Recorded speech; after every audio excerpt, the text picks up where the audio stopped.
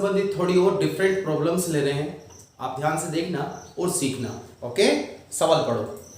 दी गई आकृति में अर्धवृत्त की त्रिज्या, अंडरलाइन कर रहा हूं और आप देख भी रहे होंगे, आपको एक अर्धवृत्त नजर आ रहा होगा। Very good. अर्धवृत्त की त्रिज्या 7 सेंटीमीटर है। ये अर्धवृत्त का सेंटर हो गया यहां से, तो ये त्रिज्या, इसके सेंटर को आप कोई भी नाम दे दीजिए, जैसे पी दे दिया हमने। इसकी त्रिज्या है 7 सेंटीमीटर। अर्धवृत्त में बने वृत्त का क्षेत्रफल ज्ञात कीजिए। आपको अर्धवृत्त में एक सर्किल दिख रहा है, वृत्त दिख रहा है, इसका क्षेत्रफल अपने को ज्ञात करना है। ओके, ध्यान से देखो और समझो। आप ये जो अर्धवृत्त की त्रिज्या है एपी, यही आप जब नोटिस करोगे तो आपको नजर आएगा कि छोटे वाले वृत्त का व्यास है, छोटे वाले वृत्त का व्यास है। प्रश्नानुसार जो आपका वृत्त है, छोटा जो वृत्त है, वृत्त का व्यास, आप उसका नाम बोल सकते हैं PQ, इज इक्वल अर्धवृत्त की त्रिज्या, अर्धवृत्त की त्रिज्या, जिसे आप नाम दे सकते हैं AP, ये बराबर है, यानी इसका व्यास जो है PQ, वो आपके पास आ रहा है कितना, 7 सेंटीमीटर। आपको चाहिए त्रिज्या, तो आप बोलेंगे वृत्त की त्रिज्या R इक्वल टू 7/2, यानी व्यास का आधा हो जाता है, वो आपकी त्रिज्या है कितनी, 3.5। अब आपसे कहा गया है वृत्त का क्षेत्रफल, वृत्त का क्षेत्रफल फॉर्मूला याद है, पाई आर स्क्वायर, पाई की वैल्यू 22/7, आर की वैल्यू 3.5। कैलकुलेशन अब अपने को करनी है। आप सवाल को, बाकी मेरा कहना है ध्यान से समझे कि जो अर्धवृत्त है उसमें वृत्त है, और उसमें जो वृत्त है उसका जो व्यास है वो आपके बड़े वाले वृत्त की त्रिज्या के बराबर है। इसलिए बड़े वाले वृत्त की त्रिज्या को छोटे वृत्त की व्यास मान करके हमने 7 सेंटीमीटर को लिया, उसकी जब आधा किया तो हमें क्या मिला, त्रिज्या 3.5 सेंटीमीटर। मान रख दिया आपने सूत्र में। चलो कैलकुलेशन के लिए हमने पॉइंट हटाया, 10 लगाया, पॉइंट हटाया, 10 लगाया।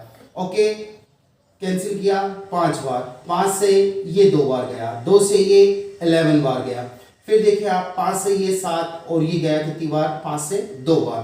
क्या बच के आया, 11 × 7 और बटे में 2, जो आपके पास आया 77/2। आप चाहे तो ये भी आंसर लिख सकते हो, और अगर आप चाहे इनको दशमलव में बदलना तो ये आपके पास आ जाएगा 38.5। चूंकि क्षेत्रफल है तो आप मात्रक में लिखेंगे वर्ग सेंटीमीटर, और ये आपका आंसर है। ओके, आगे और सवाल कर रहे हैं। अभी फिर एक सवाल ले रहे हैं और ध्यान से देखना। मैं कुछ ऐसे एक्स्ट्रा सवाल आपको बता रहा हूं जो 10th बेस है, 10th क्लास के हैं, लेकिन इन फ्यूचर आपको वो कंपटीशन में भी हेल्प कर सकते हैं। तो ऐसे कुछ सेलेक्टेड क्वेश्चन मैंने लिए हैं जिन्हें मैं आज आपको बता रहा हूं, तो आप ध्यान से देखें और समझें। क्वेश्चन है आपका, एक वृत्त की परिधि व त्रिज्या का अंतर 74 सेंटीमीटर है, अंतर 74 सेंटीमीटर, तो उस वृत्त का क्षेत्रफल ज्ञात कीजिए। देखो इधर आप ध्यान से, जो आपको दिया है क्वेश्चन के रिगार्डिंग आपको कोई बात कर रहे हो आप, प्रश्नानुसार, इंग्लिश में अगर आप लिखेंगे अकॉर्डिंग टू क्वेश्चन। चलिए, परिधि, वृत्त की परिधि और त्रिज्या का अंतर, अंतर यानी आप माइनस करते हैं, वो है 74 सेंटीमीटर।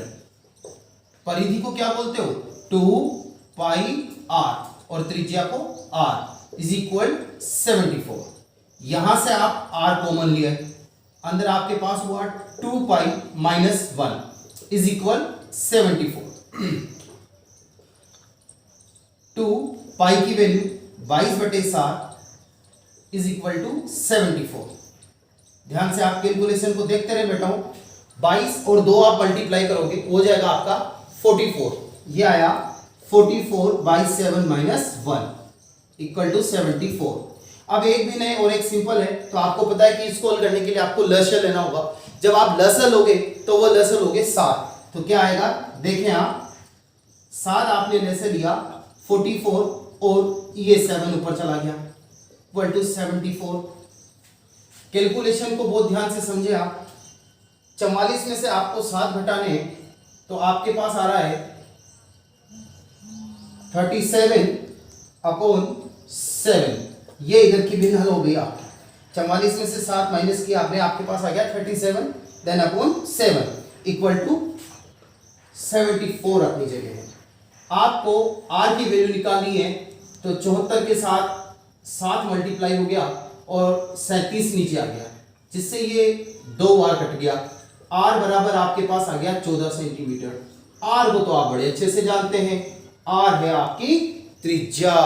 अब जब r त्रिज्या आपके पास आ गई और आपसे पूछा गया है सवाल में क्षेत्रफल, कि वृत्त का क्षेत्रफल ज्ञात कीजिए, तो वृत्त के क्षेत्रफल का सूत्र क्या, पाई आर स्क्वायर, और वही पाई आर स्क्वायर आप यहां पे यूज करने वाले हैं। वृत्त का क्षेत्रफल, वृत्त का क्षेत्रफल पाई आर स्क्वायर, पाई की वैल्यू 22/7, आर की वैल्यू 14। चूंकि स्क्वायर लगा हुआ है तो हमने 2 बार मल्टीप्लाई करके लिख दिया।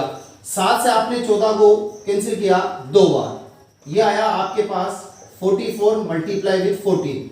44 को 14 से गुणा करना है, कर दीजिए गुणा, वो दीजिए 6 5 61 616 वर्ग सेंटीमीटर। ये आपके वृत्त का क्षेत्रफल आ गया। तो इस प्रकार से आप किसी भी कॉन्सेप्ट बेस्ड क्वेश्चन को कर सकते हैं। एक क्वेश्चन अभी फिर अपन लेने वाले हैं, ओके। एक बहुत अच्छा सवाल अब अपन ले रहे हैं, तो आप उसको ध्यान से देखना और ध्यान से पढ़ना, समझना तो बहुत ध्यान से, क्योंकि सवाल वास्तव में बहुत अच्छा है। 3 स्टार क्वेश्चन है। देखें आप बोर्ड पे, दी गई आकृति में ए बी वृत्त का व्यास है। ए बी वृत्त का व्यास है, ये वृत्त का केंद्र O हो गया और ये वृत्त का व्यास ए बी हो गया। AC equal to 6 centimetre, AC ये 6 सेंटीमीटर आपको दी है और BC आपको 8 सेंटीमीटर दी हुई है। तो छायांकित भाग का क्षेत्रफल ज्ञात करें। आप देखिए वृत्त है और वृत्त में एक ट्रायंगल बना हुआ है, बाकी का जो एरिया बचा है वो सारा का सारा छायांकित किया हुआ है। यानी कि आपको इस छायांकित भाग का क्षेत्रफल निकालना है, तो उसके लिए आपको वृत्त जो बड़ी आकृति है, उस वृत्त बड़ी आकृति के क्षेत्रफल में से ट्रायंगल त्रिभुज ABC का क्षेत्रफल घटाना है। देखें आप सवाल को और समझें। दिया है आपको वृत्त का व्यास वृत्त का केंद्र लिखे पहले, वृत्त का केंद्र O है तथा व्यास AB है, ओके। जब आप देखेंगे, और आपको याद होना चाहिए, आपने 10th क्लास में अपने एक प्रमेय है कि वृत्त का व्यास अर्धवृत्त में समकोण बनाता है। चूंकि वृत्त का व्यास अर्धवृत्त में समकोण बनाता है, अतः ट्राइंगल ACB इज 90 डिग्री का समकोण हो गया। तो आप बोलोगे कि ट्राइंगल एंगल ACB 90 डिग्री हो गया, और आप बोलोगे कि ट्राइंगल ACB समकोण त्रिभुज है। कौन सा त्रिभुज है? समकोण त्रिभुज है।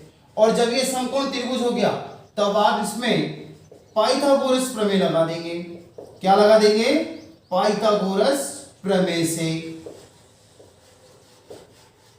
देखो, पाइथागोरस प्रमेय में आपने पढ़ा है कर्ण स्क्वायर बराबर आधार स्क्वायर प्लस लंब स्क्वायर। यहां आपका 90 डिग्री के सामने वाली भुजा AB हुई, तो ये आपका कर्ण हुआ। यानी आपका सूत्र बन रहा है AB square equal to AC square plus BC square. यानी AB स्क्वायर, AC का मान आपको पहले से दिया हुआ है 6 सेंटीमीटर और BC का मान आपको दिया है 8 सेंटीमीटर। आप उन दोनों चीजों को लिख लें। AC आपको दिया हुआ है 6 सेंटीमीटर और BC आपको दिया हुआ है 8 सेंटीमीटर। 6 का स्क्वायर प्लस 8 का स्क्वायर, तो AB स्क्वायर इक्वल टू आपके पास हो गया 36 और 64, दोनों ऐड किए, ये आपके पास आ गया 100। यहां से आप AB की वैल्यू निकाल लेंगे ए बी इक्वल टू आपके पास आ गया कितना 10। ए बी आपका वृत्त का व्यास है, व्यास ए बी बराबर 10 सेंटीमीटर। तो फिर आप त्रिज्या निकालो वृत्त की, तो त्रिज्या r बराबर 10/2, आधा करोगे ना 5 सेंटीमीटर। अब आपके पास वृत्त की त्रिज्या आ चुकी है। वृत्त का क्षेत्रफल निकालने के लिए पाई आर स्क्वायर लगा दोगे। ये लो, वृत्त का क्षेत्रफल पाई आर स्क्वायर यानी 22/7, आर का मान 5 × 5, ये आप मल्टीप्लाई करोगे और मल्टीप्लाई करके जब आप इसको हल करोगे तो ये आपके पास आ जाएगा 78.57 वर्ग सेंटीमीटर। ये आपके पास कौन आया? वृत्त का क्षेत्रफल। अब वृत्त का क्षेत्रफल हमारे पास आ गया। अब हमें छायांकित भाग का क्षेत्रफल निकालना है। उसके पहले हमें ट्राइंगल एबीसी का, एसीबी बोल दो, एबीसी बोल दो, का क्षेत्रफल निकालना है। चूंकि आपने बोला था कि वो समकोण त्रिभुज है, तो समकोण त्रिभुज के क्षेत्रफल वाला वहां सूत्र लग जाएगा। ट्राइंगल एसीबी का क्षेत्रफल 1/2 आधार इंटू ऊंचाई। 1/2 आधार का मान कुछ भी, इधर से 6 लिख दो, ऊंचाई इधर से 8 लिख दो, और ये आपके पास आ गया 24 वर्ग सेंटीमीटर। ये आपके पास त्रिभुज का और ये आपके पास वृत्त का। चलिए अब छायांकित भाग का क्षेत्रफल हम निकालेंगे, तो उसे आप देखें ध्यान से। छायांकित भाग का क्षेत्रफल, यह है आपका वृत्त का क्षेत्रफल माइनस ट्राइंगल एसीबी का क्षेत्रफल। वृत्त का क्षेत्रफल आपके पास आया था 78.57, ट्राइंगल एसीबी का आपके पास आया था 24। ये जब आप घटाएंगे तब ये आपके पास आ जाएगा 54.57 वर्ग सेंटीमीटर। यह है आपका छायांकित भाग का क्षेत्रफल, छायांकित भाग का क्षेत्रफल, और यह है आपका आंसर। इस तरीके से आप किसी भी आकृति में छायांकित भाग का क्षेत्रफल निकाल सकते हैं। आपको बड़ी आकृति का क्षेत्रफल निकालना है, उसमें जुड़ी हुई छोटी आकृति का क्षेत्रफल निकालना है, और बड़ी आकृति के क्षेत्रफल में से छोटी आकृति का माइनस कर देना है, तो आपका छायांकित भाग का क्षेत्रफल आ जाएगा। इस तरीके से आप आगे सवाल करें, सीखें और अपने कॉन्फिडेंस लेवल को बढ़ाएं। Okay, bye.